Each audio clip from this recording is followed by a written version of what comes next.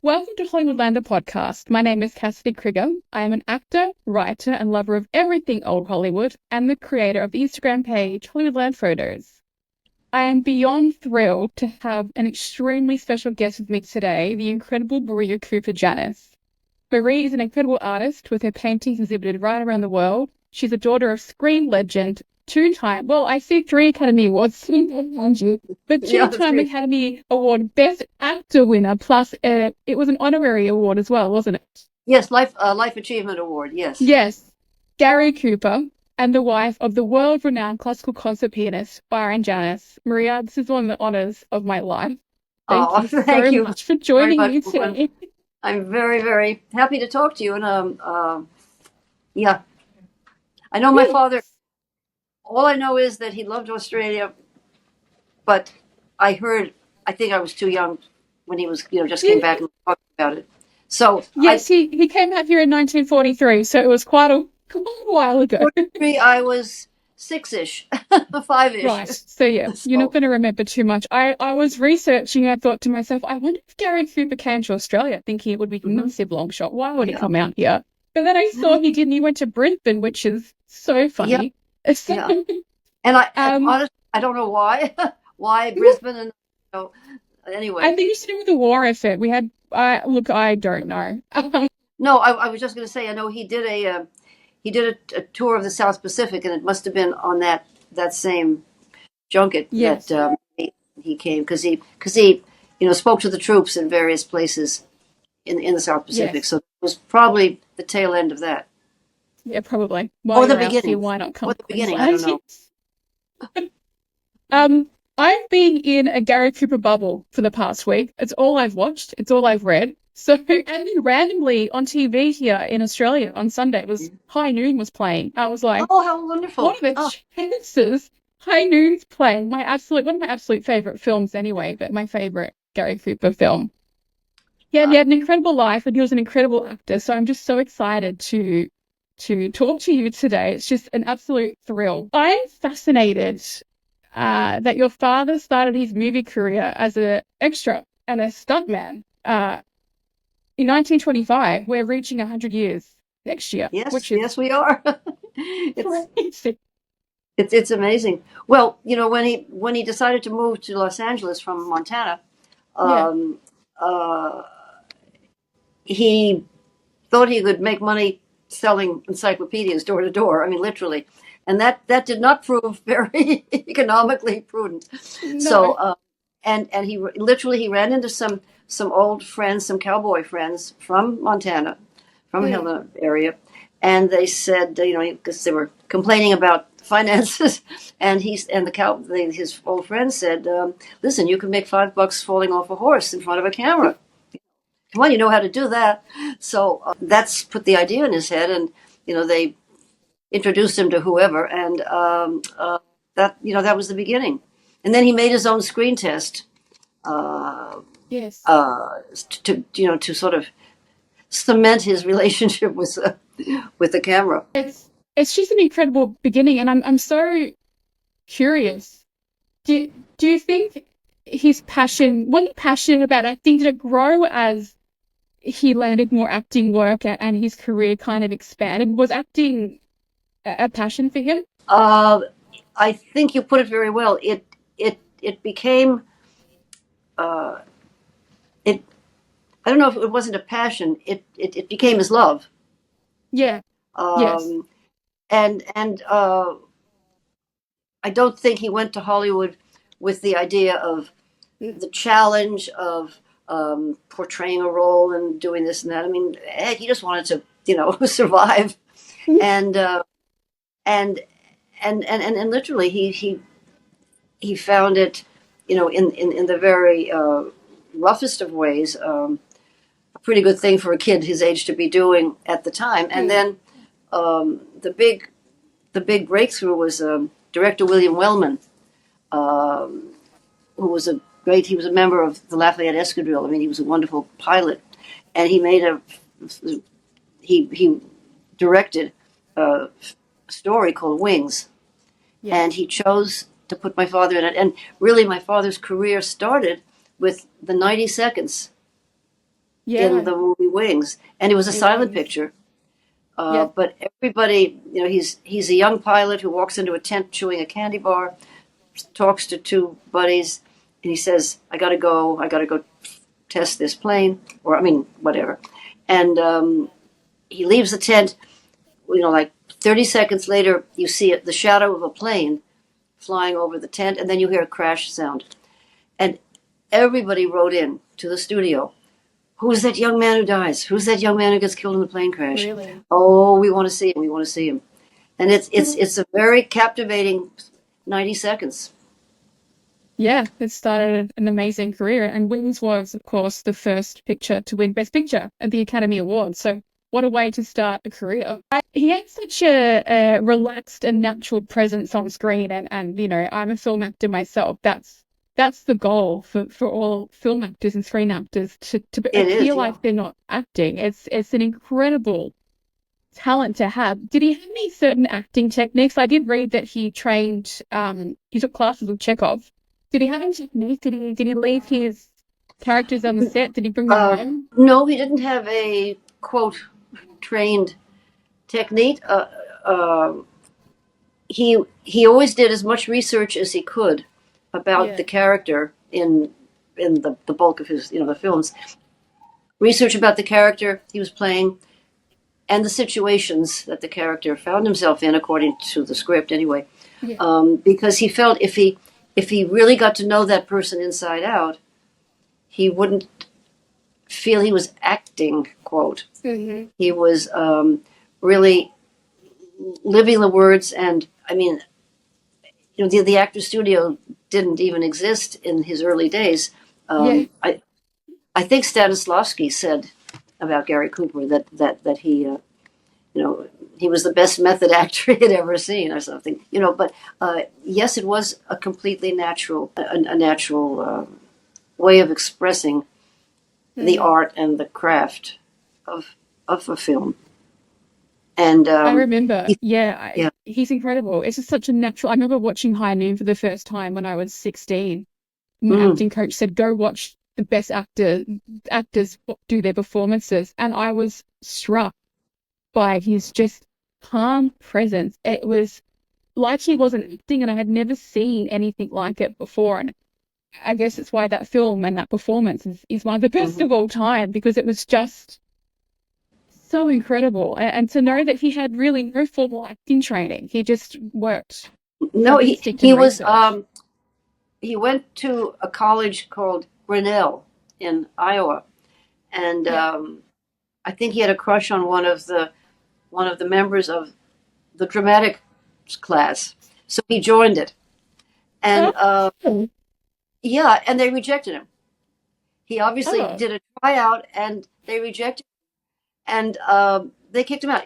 So he didn't do it. She went to Hollywood. Like, she never had a career, yeah. but anyway, many many many years later, he did a publicity tour for whatever film had just opened, and they Mm. greeted him at the airport, and the members of the dramatic class, they all came to greet him, and they said, "Oh, Mr. Cooper, we're so sorry. We're so sorry. We wish you had been part of our group." And my father said, "No, you were right the first time." I'm curious to know, did he have a director that he loved the most to work with? I know he went with Howard Hawks a couple of times. Did he have a Well, director he loved to collaborate with? I can't say one. Yeah. My husband always said, people would ask Byron, "Who's your favorite composer?" Yeah. And Beethoven, Rachmaninoff, Mozart, blah blah. And Byron said, "You cannot compare greatness." Mm. Yeah. And I would say, in terms of my father's favorite directors, plural, um, Yes. certainly Fred Zinnemann, who of course did High Yeah. Noon, Yeah. was in the top handful of names. Billy Wilder, Yeah. William Wyler. Oh, He did. that's my favorite director. Oh, He was wonderful. yes. He did Friendly Persuasion, the Yeah. story of the Quakers. My father played a Quaker husband, and Henry Hathaway, he was one of his first directors and a very, very close family friend as well. But he was Hank was wonderful with action and dramatic films. But he did some of my father's early films, and they. Oh, and these people that you're saying, I'm like, oh my goodness, they're real. I guess this is a similar question as well, and I guess it'd be, did he have favorite actors to watch and to work with? I guess it's two questions, really. I I couldn't answer to watch. I mean, Mm, um, his his his close friends in the film industry in terms of the actors uh, would be, Jimmy Stewart. I guess was really one of his closest pals and buddies, and he loved Jimmy's acting. Um, yeah, Audrey Hepburn, Ingrid Bergman. yeah. Um, oh God, The best ones, just all of them. They're so yeah. good. His friends. Barbara Stanwyck was he Yeah. did several films with her. Um, his co-stars Mm. in terms of films from the male point of view. I can't think of all of them. So He, many, just I all. mean, Yeah, Anthony Quinn was he just incredible. he just had he had a lot of friends in the industry, and he admired it's hard for me to say honestly because uh, Mm. he never talked shop, so to speak, at home. I mean, he and Yeah. my mother probably did, but I really never heard him sit down and hold forth on, oh, so and Mm. so is so great, so and so is with this and that. Uh, I mean, he knew Henry Fonda was a wonderful actor. Mm. You know, he so it's sort of hard to pinpoint anyone in Big particular. five. Yeah. Yeah, that I mean, he worked with so many incredible icons of the industry. I guess it's just pick a co-star, and that's one of Yeah. them. So, um, I was watching Sergeant York yesterday, and I Mhm. just and then High Noon the other day, and I realized so many of these films had such deep meaning and impact. From what do you, I guess, from your perspective, what film do you think he was most proud of being involved with? There might be a handful of films. I mean, so many of them were so Yeah, I would meaningful. certainly say a handful, but Yeah, well, obviously High Noon. yes, That's the first that was really and I think I think High Noon surprised everyone. It was not mm, it was quote unquote a simple little western, and yeah, nobody realized it would have the impact that it did. And it was made for an incredibly low cost. I mean, I think um, it was funded mostly by a man who was a lettuce farmer in Northern California, and I oh think wow, it was a very quote a simple little western.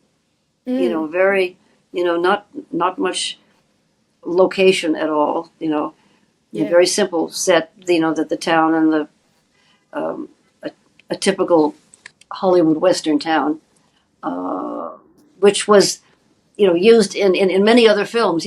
Change a few buildings around and move the trees, and there you've got another movie. But at High Noon, I think he loved the chance to portray Lou Gehrig, the famous yeah, New York Yankee baseball player who yeah, suffered from ALS. yeah, That was a challenge, and of course, um, he didn't know he loved baseball, but he had never played it. And mm, they sent the coach from New York up to Sun Valley, Idaho, where he was vacationing, and he got coached on how to hit. He was practicing hitting snowballs, oh, and I mean, but really, he was showing him how to bat. And of course, Gehrig was a lefty, so my mm, father had to learn the other way. And the exercise that the coach gave him to practice was chopping wood. that Oh, motion interesting. mimicked the motion of swinging a baseball bat, Yeah. at least you know Yeah, it's the the yeah. impact. So that was very helpful. But it That's was an it. amazing movie. He liked doing. He was asked a specific question: "What makes you choose the roles that you take to Mm. portray?" And he said, "I like trying to show the best a man can be." Oh, I So love that. Sergeant York, Alvin York, the World War Yeah. One hero, Lou Gehrig. There's a film called The Court Martial of Billy Mitchell, which I don't know if it's. I think it's not shown enough. I wish it Okay. were. Yeah. There was a commander, Billy Mitchell, who made a plea and said that the next war, or the next war will be won from the air. It'll be how important airplanes were. Mm. And he was shouted down by Congress. He was shouted down by the government. And he took it further. He said that building aircraft carriers was a vital component in America's defense because the planes could land and take off. And they court-martialed him for Wow. disobeying orders that had to do with that in some way. And he was so prescient; it was unbelievable. But so those kind of roles challenged Mm. him, and he wanted to show courage in human nature. Yeah. Not just the bad part. Uh, Yeah. he hated violence for the sake of violence. Mm. Gratuitous Yeah. mayhem. Um, uh, I mean, I'm not saying he wouldn't have enjoyed watching Fast and Furious Yes. once, once, but it's a question of how much. That was actually one of my questions for you is what do you think he would think of today's movies and actors? No comment? No, no, no, no comment. I, I, I think one of the things he would say was what I just said. Mm. Just gratuitous violence. For him, they don't have anything to write or they don't have anything to say of any meaning, Yeah. so they throw in an action scene with burning buses and blowing up Yeah. bridges, and how does that fit in the context of us of the story? I mean, Yeah. Totally you know, agree. I mean, in For Whom the Bell Tolls, the famous Mm. Hemingway Yeah. story. It's the impending danger is there. That the bad Mm. guys are there. They blow up the bridge. My father's, blowing up the bridge to stop the enemy from, advancing. Um, there's a point. There's a reason. It's part of the story in an organic way. Yes. But It's there to but serve a just to purpose. Yeah. just to make a big bang, or oh my God, Mm. look what special effects can do. Yeah. It becomes sort of meaningless. For I mean, I agree. Yeah, I totally agree too. That's why I tend to watch a lot of old Bollywood films. I love story, and I tend to Yeah. think that a lot of films today just are a spectacle to for spectacle's sake. Um, Hmm. I'm fascinated by your experience in all of this. You are the daughter of one of cinema's greatest icons. Was there ever a point where you realized the magnitude of who your father was, or was it just a part of your life? Well, the answer is yes and yes. I wasn't allowed to see him in a film until my seventh birthday, and Oh, wow. at that little birthday party we had at home, we did not have a projection room at home. We had a little Yeah. 16 millimeter camera. I mean, projector, and my parents, they ran the movie The Plainsman. Yes. Do you know that film? Yeah. No. Uh, um, with Paulette Goddard was his Okay. leading lady. I'm writing that one And down. so I had, my friends, and we're sitting in the living room, and the screen was there, and my father's, doing whatever one does. The Indians capture him, and he's strung up by his wrists, and he's hung over. He's to be tortured, and he Oh, was hung over a bonfire, and so they're gently, slowly lowering him over the bonfire, and I must have freaked out. I mean, I remember that moment, and oh my God, blah, blah, blah. And I turned around and sort of looked behind me, and there was my father standing behind the projector because he was running it, and he smiled and he winked at me, and that did it for for the rest of my life. Okay, that's reality, that's fantasy, yes. Yeah. and the difference between the screen and the person on the screen too Yeah. is fantasy, and there Yeah. was reality. Running the machine, smiling and winking at me, and I Yeah. said, "Oh, okay, everything's okay." So, But what a scary so that was first the film first to time. watch. What? Gosh, it's a frightening first film to watch of your father, though. Like, oh my goodness. Well, I think that's why they waited until I was 7. I mean, didn't they didn't subject me to it at 4. Yeah, When that's a good thing. daddy, daddy, oh my God, what's happening? But it was it was a fantastic life lesson for me, I would say. Mm, Probably yeah, probably much more than they realized. yeah, Excuse me. yeah. I can't believe I'm asking you this because you grew up in Hollywood, surrounded by people that to me, living in Australia in 2024, seem like mythical beings in a way. But, people like Jimmy Stewart and Audrey Hepburn were just people to you. What if reflecting on that, what was that like to be surrounded by these people that to me are just, I can't imagine that they were real. Yeah, well, it was another wonderful lesson to not to be in awe of celebrity. Yeah. Um, I mean, and I I didn't think of that word particularly until, I Mm, mean, that it existed. But those people, um, you know, Judy Garland, Ingrid Bergman, Audrey Hepburn. Oh gosh, can't think of can't think of any males, men friends. Well, Jimmy Stewart, of course. Jimmy Um, Stewart. you know, they were just my parents' friends. You know, Mm, I didn't I I didn't look on them as stars, actors, whatever. They were human beings, and of course, being human beings uh, and being in Hollywood, what you did, better or worse, got written up and got exposed. yeah. The people who maybe the the outside world would think of as mythic and untouchable, Yeah. we realized all too soon how fallible everybody is. Um, Mm, and we children, I say, the children of. yeah. Um, Yeah. I was talking with someone the other day. We had a real code, and sort of unspoken code, and unwritten or untalked about code of of silence and respect about anything we read about our friends' Yeah. parents in the papers. Yeah. Divorce, affairs, whatever.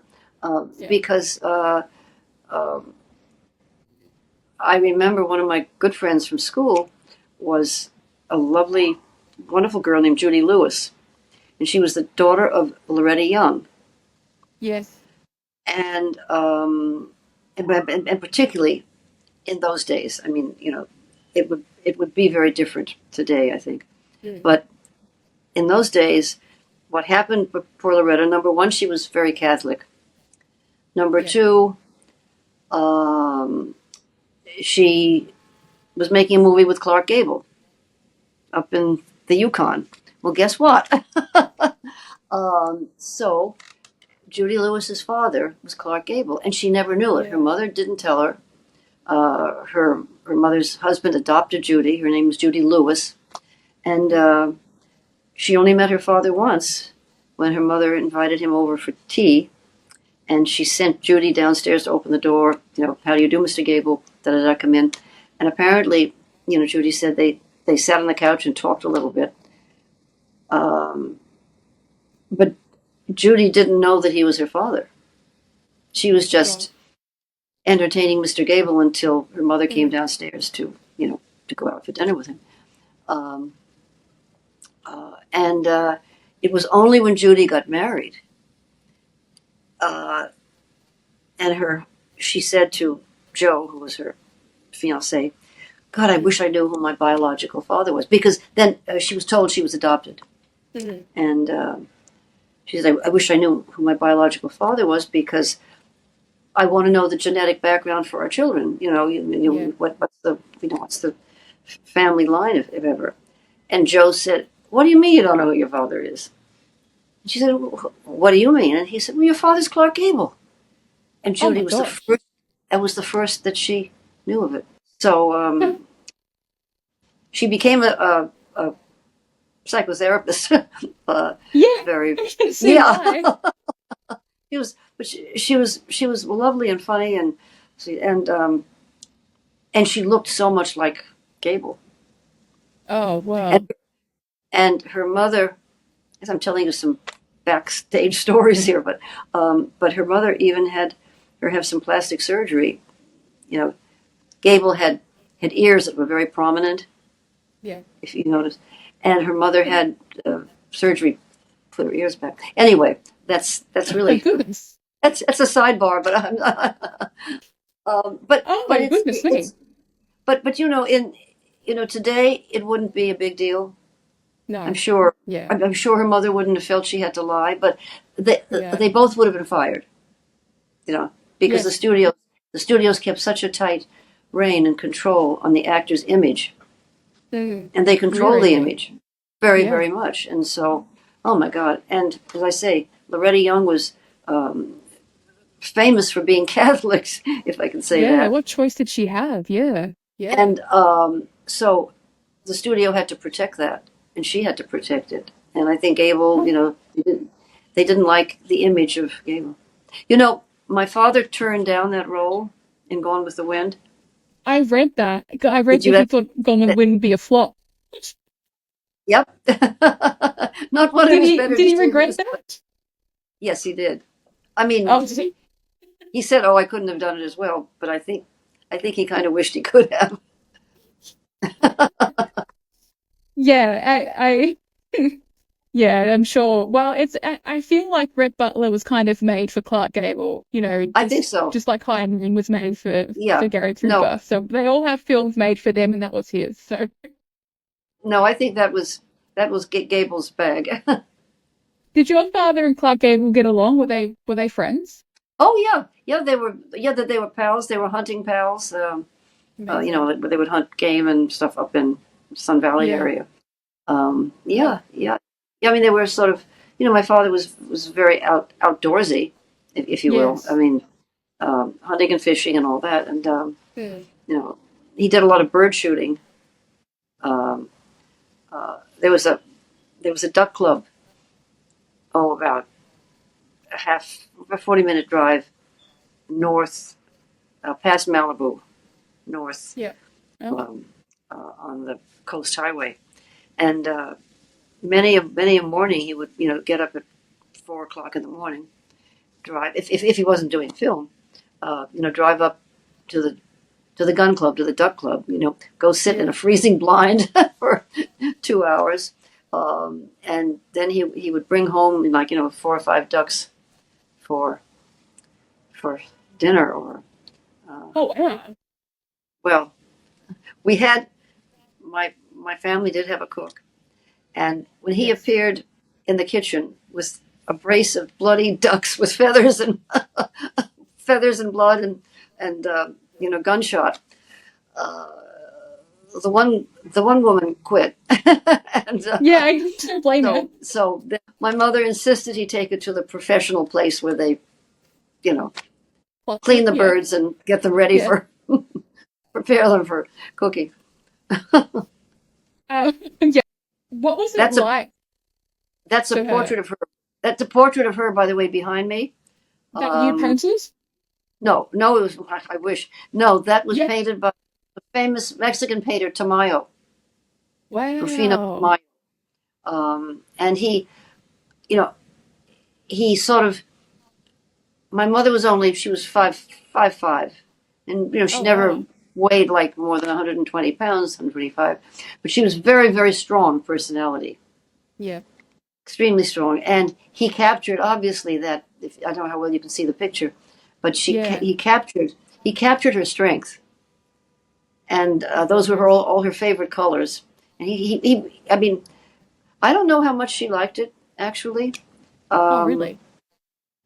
well, I think she was maybe would have liked a more glamorous or something, because she was a very beautiful woman, Yes, and she and was. he really but he saw into something else, and I think it's a beautiful painting, You saw her strength, her inner strength. Yeah. and but it shows her strength, and she was extremely Yeah. strong, Yeah. extremely shy and extremely strong. What was it like for her to be married to the biggest movie star in the world? Well, yeah, How do you cope with that? well, I think she coped with it extraordinarily well. Mm. Uh, was But I say she was naturally very shy, extremely Yeah. shy. And you you go to a quote Hollywood party or in a big group, and everybody's grabbing at your husband and pulling at him, and Mm. the tendency is you're sort of shunted off to the side. Everything's about your husband. So Mm. you have to have a pretty strong ego. You have to develop a strong ego, and you have to develop a coping mechanism. You know, Yeah. not not alcohol. I Mm. mean, and that happened to That can happen, yeah. some of the wives. It was very, very intimidating, and luckily my mother was very beautiful. She could compete Yeah. with Yeah. with the best of them, and she was very sporty and feisty, and my father loved that. And they were married in 1933, and he died in 1960. So Yeah. and they had their isn't there a term in Australian, a walkout? Yes. Yeah, where you sort of just take off. Oh, walkabout. Yes, yes, yeah. A Go for walkabout. I'm walkabout. Yeah. sorry, Yeah. a walkabout. Yeah, Yes, um, walkabout. Yes. yeah. There was a period when the marriage went through that, but Yeah. they both loved and respected each other. Mm. I think respect is a key word. Uh, Yeah. and whatever, my mother handled herself, and he handled himself, and they got Yeah. back together.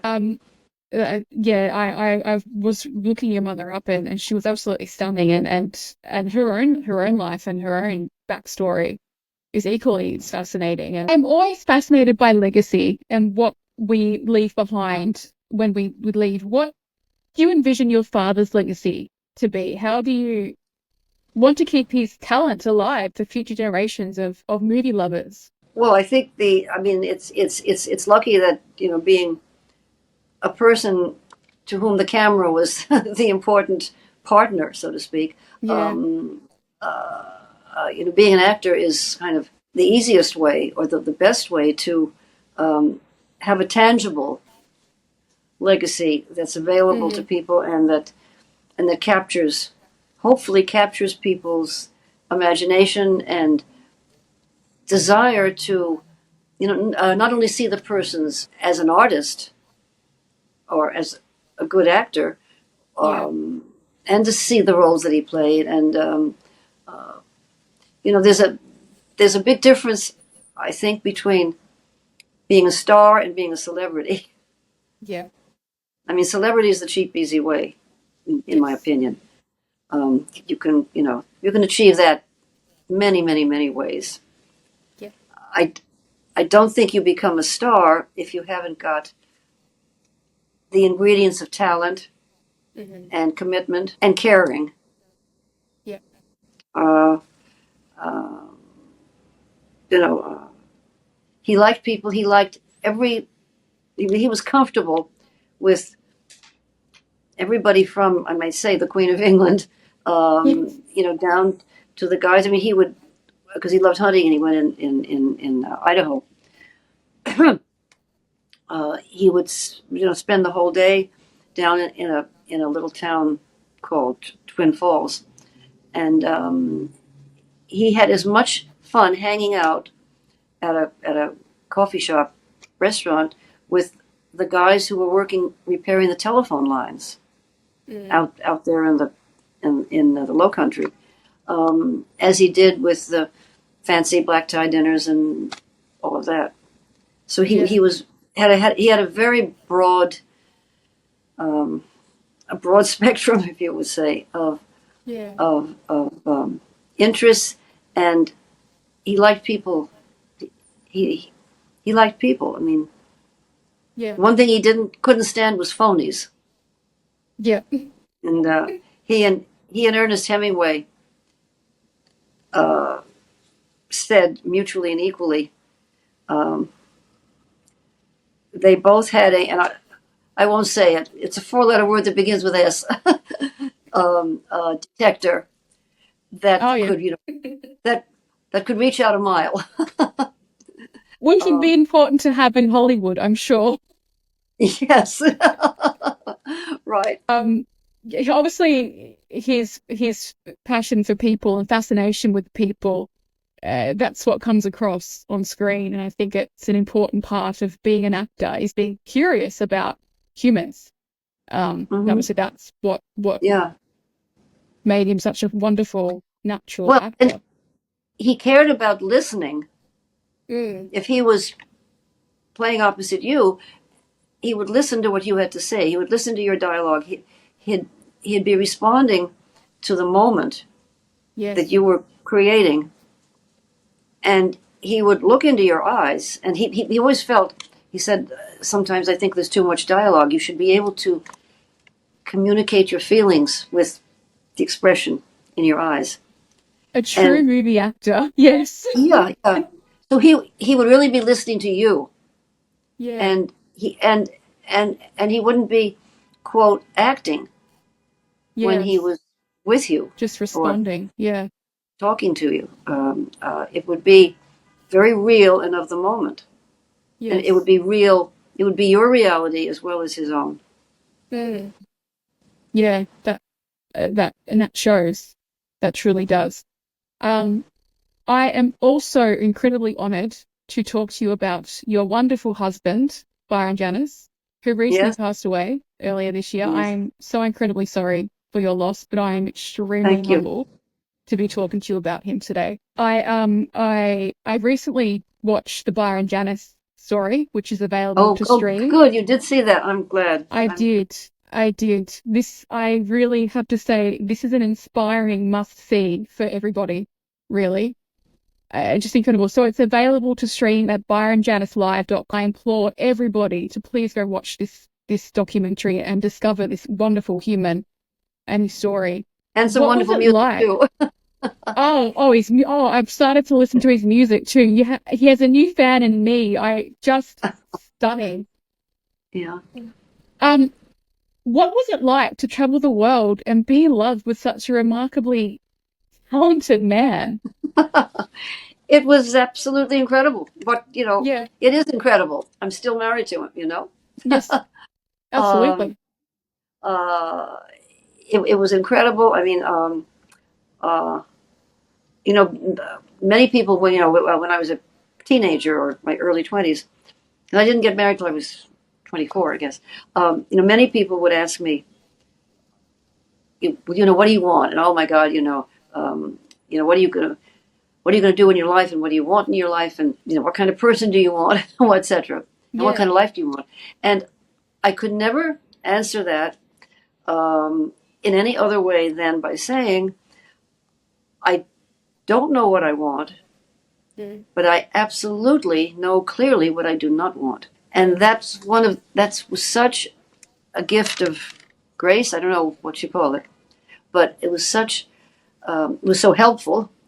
And I didn't go through all the drawing that all my friends were going through, in love and not in love, and he ditched me and blah blah blah, you know, uh, because I knew very clearly, instantly, uh, in a situation what I didn't want, and I could categorize it. Yes, I went out with so and so, and he was a good friend, a buddy, like a brother, or if someone was very attractive, and maybe I had a crush on them.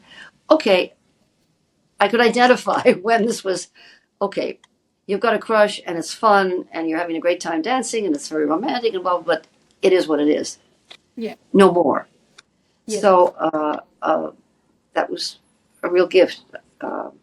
Um, so knowing what you don't want, I think for everybody is very important. You can't say what you want necessarily. And how do you know when you're so young you haven't had experiences except, I don't know, I mean, hopping into bed isn't the answer.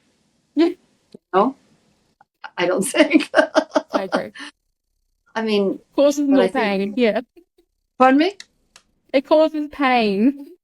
Yeah, and it's, mostly, well, we're not going into a whole thing, but, maybe it's a temporary solution to a much bigger question.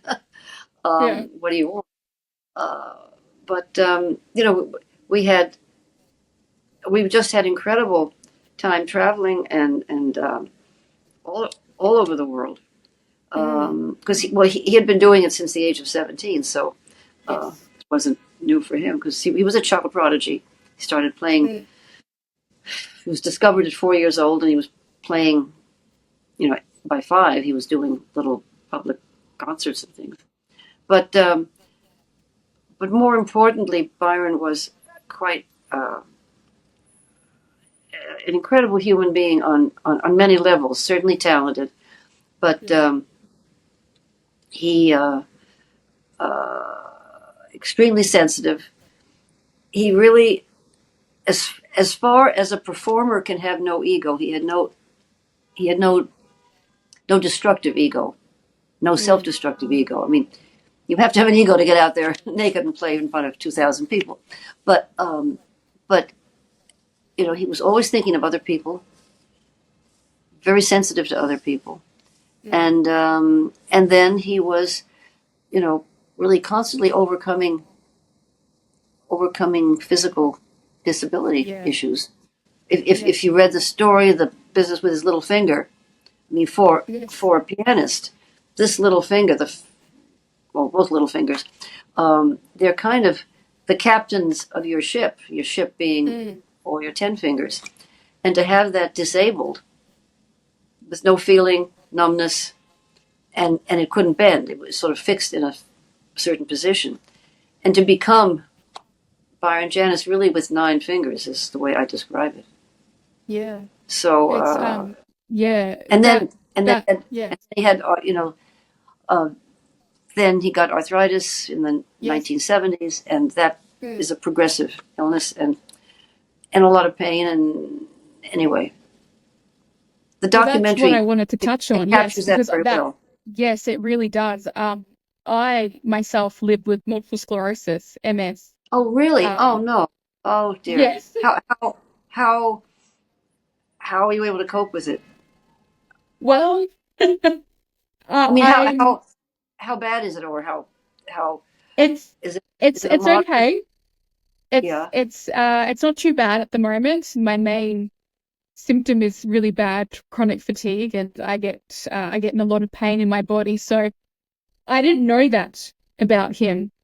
And then when I watched this documentary, I actually cried when I was Yeah. watching what he went through because I could really relate to You it. can relate And to that. Yeah. yeah, and I was so inspired because I'm an artist too. I'm an actor, and Yeah. this MS does hinder me and stop me in so many ways. And his speech at the White House when he said, "I have it, it does not have me," I'm tearing up now. Yes. Yes. Was Yes. so impactful.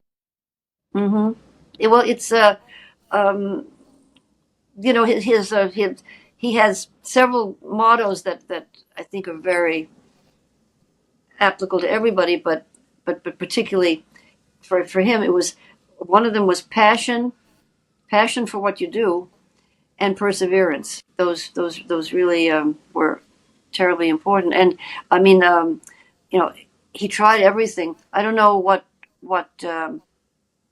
Actually, my mother had, in her older years, she developed. At first, they called it MS, and then the doctors decided it wasn't MS because it wasn't bilateral. It was just on her right side. But her last few years, she really was quite unable to, to walk safely or to move safely, and great weakness in her leg and her hand, and uh, but they finally called it a motor neuron disease of undefined cause, and after my father died, she remarried a wonderful doctor, and he said, I think Rockefeller University was going through some experimental medications and treatment, and he said, I don't want you to do it because we're not going to know if you're getting a placebo or not, because it's research, and he said, the tests aren't necessarily comfortable, and the medication isn't necessarily going to make you feel good. I said, just don't do it, and she said, to hell with it. But are there any improvements? Because one of our close friends in Hollywood, well, the wife of Dominic Dunn, the writer. Yep. Do you know the name?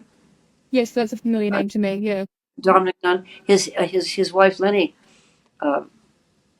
literally did have MS, and there wasn't that much. I don't.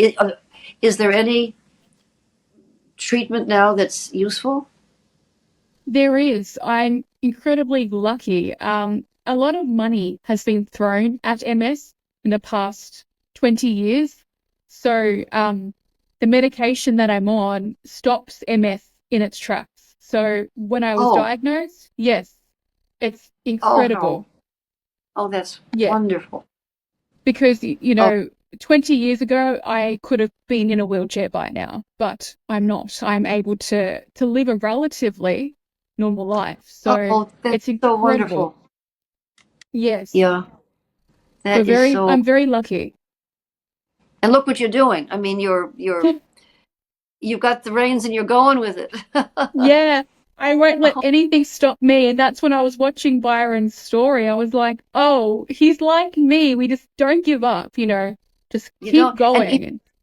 Well, it's true. And, there were many, many times he'd be practicing at home, let's say the day of a concert, or he would go to a rehearsal, let's say in the morning, and then we'd go back to the hotel and, have dinner or supper or something and rest and get ready. And his hands would be so painful.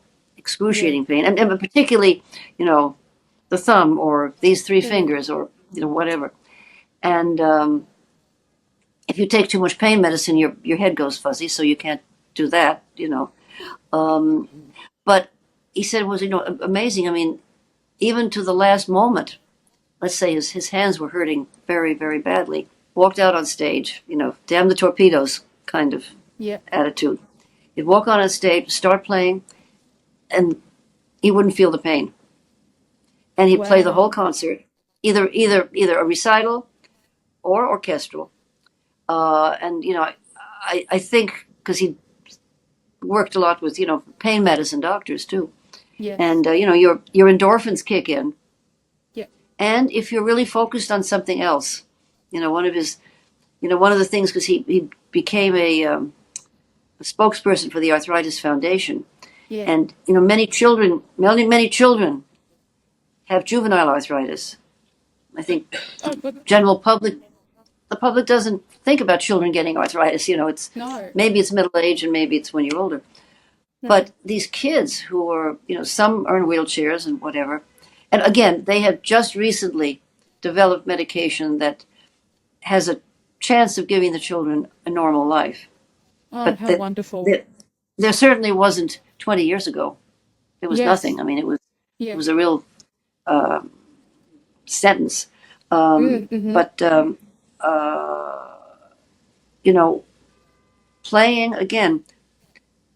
playing focuses your mind on something else.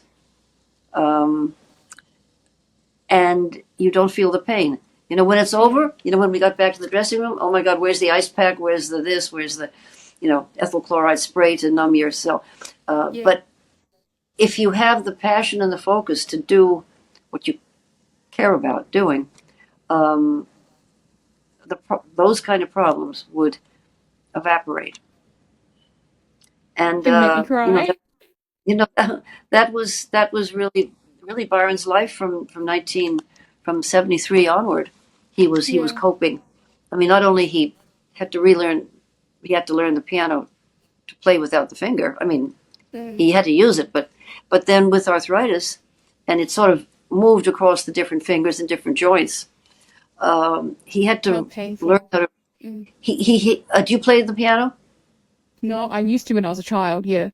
Yes. Okay, so he had to learn to refinger so many of the famous pieces that he knew from childhood, because the fingering,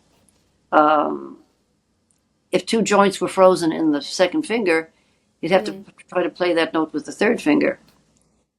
Not easy. No. So, but not never giving up. I mean, that was the thing, and what Byron would tell the children, or young adults too. He would say, have more than one dream, because these kids, the boys would say, oh, I want to play baseball. I want to be a baseball player. And the girls, oh, I want to be a dancer. And Byron said, okay, if you can't be a baseball player and if you can't be a dancer, find something else. Find something else that you're going to care about. Yeah. And that was really, and then he would play for them, and they could see, in spite of the arthritis, he would talk about his hands. He'd talk about the difficulty.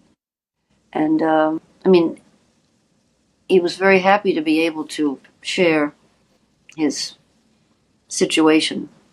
Yeah.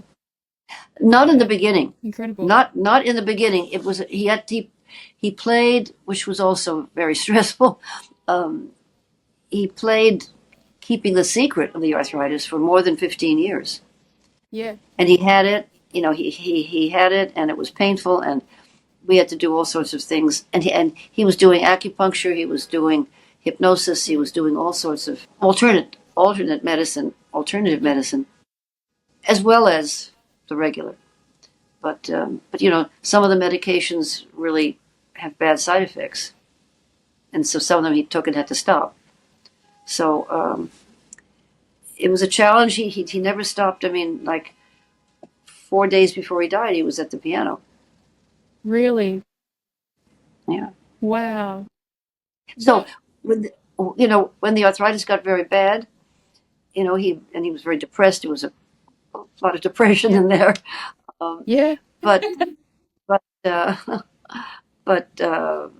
he sort of analyzed it down to what is it that's really important to me, and he came up pretty quickly with the answer. If you address the question, creativity, being creative, and so he really put his heart into composing, which the arthritis that didn't impede him at all. Yeah. And in fact, there's going to be something I think surprising coming out. We're recording a couple of his pieces. I'm going to have them recorded, and I think within the next few months there may be 2 Byron Janis original compositions being recorded by some top artists. So wow, fingers crossed. It would make him so happy, because he was working toward that. But it's if you're creative, that has to come out somehow. And it does. You'll find a way to do it. You know that. Yes. You know that, don't you? Yes, I do. Yeah, it always finds a way. It never leaves you, no matter what. Yeah. You're going to go back to acting too, right? Yes. Yes. Yeah. Why not? I actually wrote and made my own film last year, based on my great-grandparents, and that's done very well. So, and it just made me realize. That's wonderful. Yeah, thank you. It made me realize, so similar to your husband, that this is who I am, and nothing will stop me. That's It's just who I no. am. That's. It sounds like that's your motto. Nothing will stop me. Yes, It's truly it beautiful. is. It nearly stopped me. It nearly got me. I was diagnosed at 23, and it was just like, what? Oh, I'm too young for boy. this. Yeah.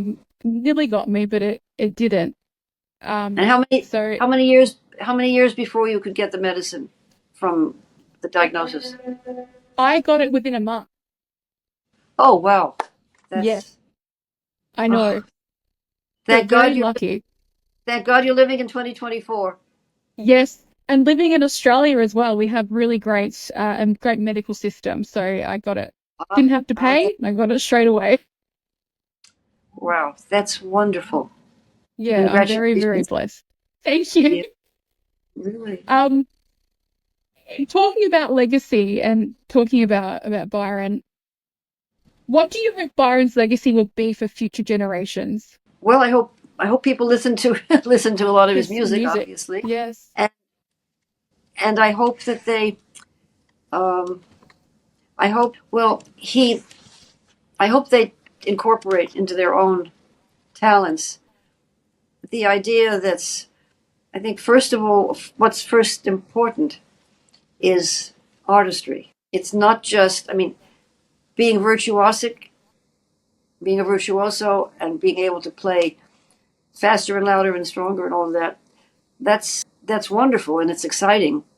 Mm, But you know, if I'm playing a piece of music that's very loud and fast, and maybe oh my God, how does she play that fast? You know, um, what am I saying with the music? If I don't say anything with the music, I mean, yeah. uh, Chopin, a great composer, Polish composer, you know, Chopin always said two things. He said, "You must sing at the piano." You know, not Oh just wow. play it. Just You play it. must sing, and he also said, "You must speak." Yeah. And I think that's one of the things that Byron, if one listens to his music, even playing with like the Rock Three or you know, even playing big orchestral pieces, uh, what he makes the piano do is sing and speak, Yeah. and if it's a recital and he's able to play, you know, something, you know, like you know, very virtuosic things, Mm, or a beautiful nocturne or an etude, you got to say something. And a lot of the young pianists today, you know, it's like fast and furious is their motto. yeah. And I assume the music schools are trying to teach otherwise. But um, so, what do I think Byron's legacy is, or he would want it to be, was Mm, to you know don't yes, this would be I think his first word of advice. Don't strive for I perfection. need to hear that. Yeah. And these kids, they're all trying. You know, they practice 8 hours a day to make it Mm, perfect. And he said, you know, to hell with that. There there is no there is no perfection. Perfection perfection is that you hit the right notes. mm, That's all. yeah. What are you saying with the piece of music? And every time you play, it's going to be different. Hopefully, Yeah. Yes. if It's it's a just a story. repetition of what I did last night, it's probably going to be a dead performance, Mm, lifeless. You know. yes. So he was very. I mean, and again, these kids are trying. You know, he would say, you know, go to the museum, go take a walk, go to you know, go to watch them ice skate at Rockefeller Center. You know, just don't sit, you know, chained to the piano because Mm, that's not going to make you a better artist, and mm-hmm. it's not going to make you a better pianist.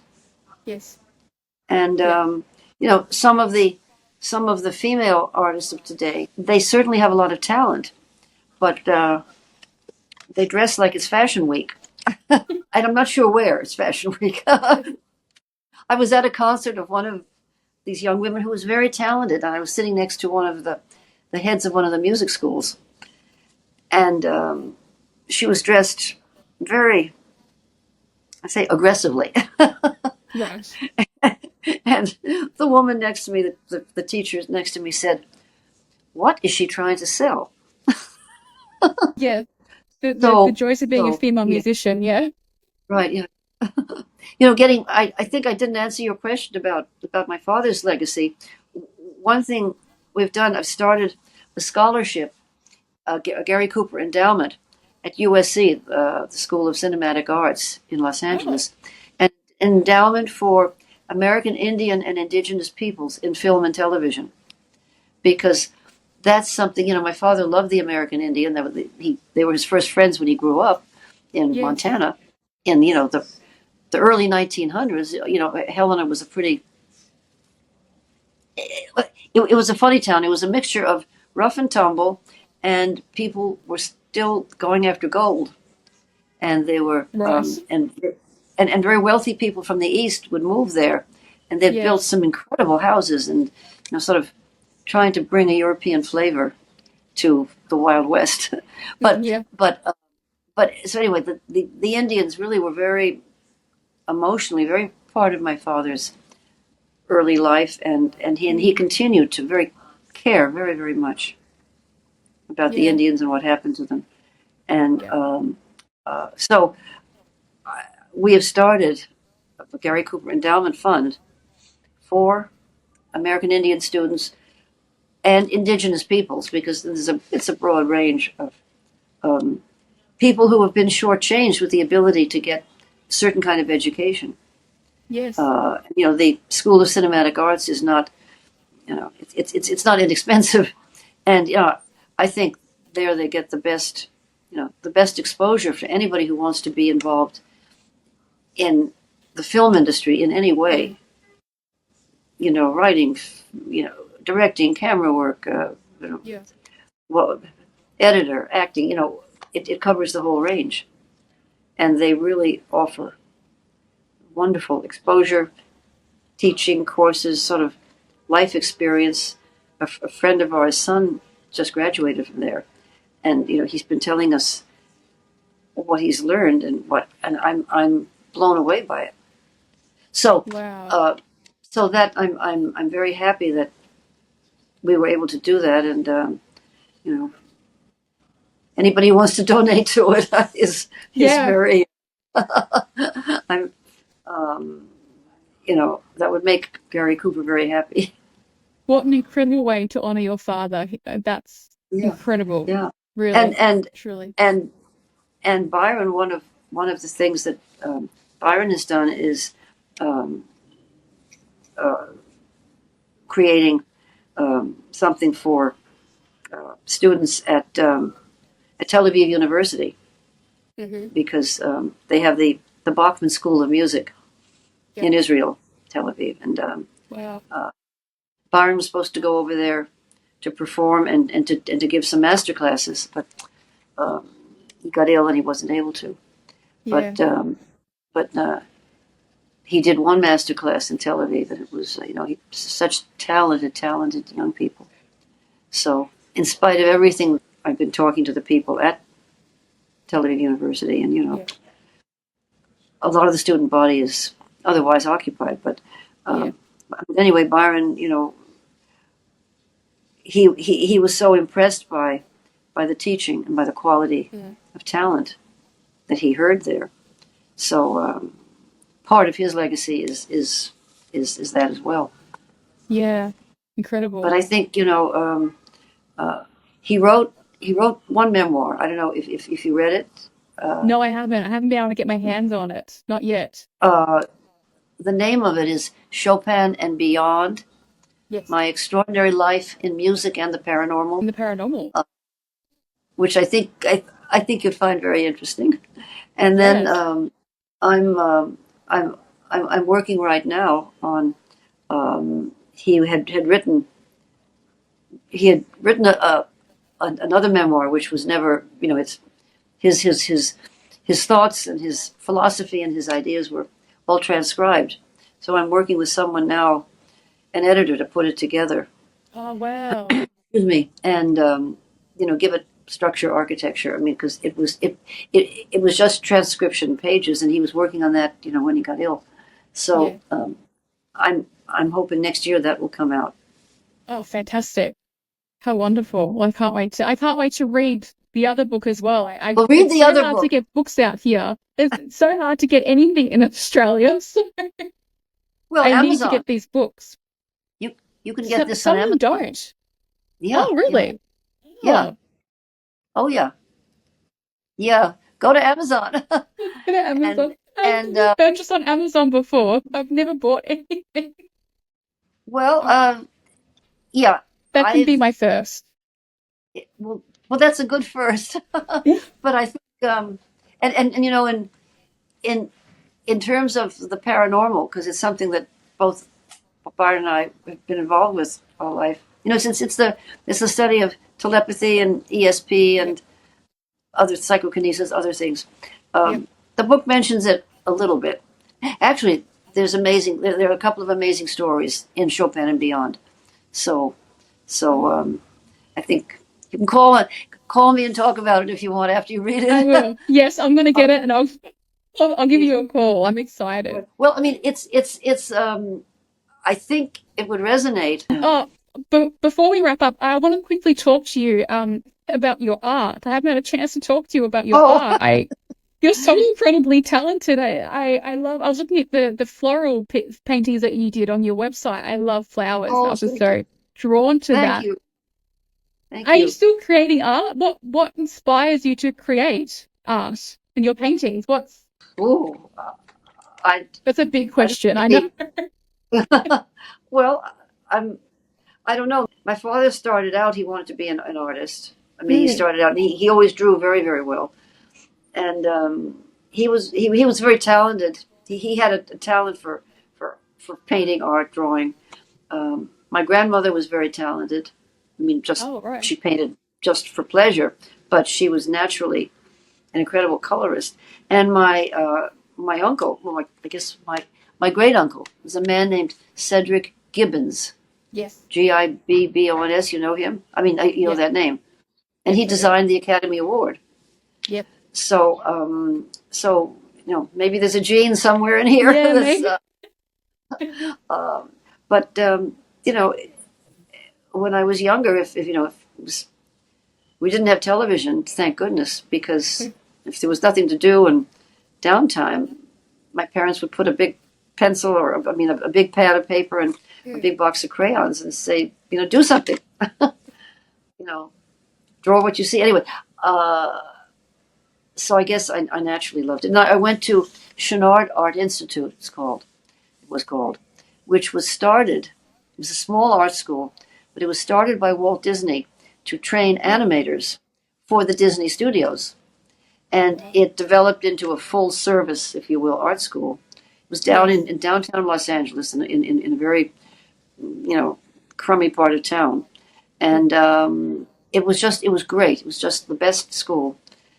And then Chenard, the year I graduated, they broke ground out in the valley for what is now the California Institute of the Arts, CalArts, which Wow. again Yeah. is a Walt Disney founding thing. It it it was the development of Chenard Hmm. into a full service school, because he believes that all the arts should inspire each other. Yeah. So they have a school of dance, a school of acting, a school of music, and the painting schools, Yeah. the painting school. So he really felt that all the arts should feed each other and nourish each Yeah. other under one on one campus, so to speak. Yeah. So that's where. So I graduated from Chenard, and I've painted all my life, really. Uh, Yeah. and a couple of the album covers of Byron's are my Are pictures. they? Yeah, one the recording, the record that says Byron Janis live on tour is a picture of him. I mean, it's a painting of him, Yes. and it's it's from the back, actually. But Byron has certain positions at the keyboard, that are unmistakably Byron Janis, and this did capture it.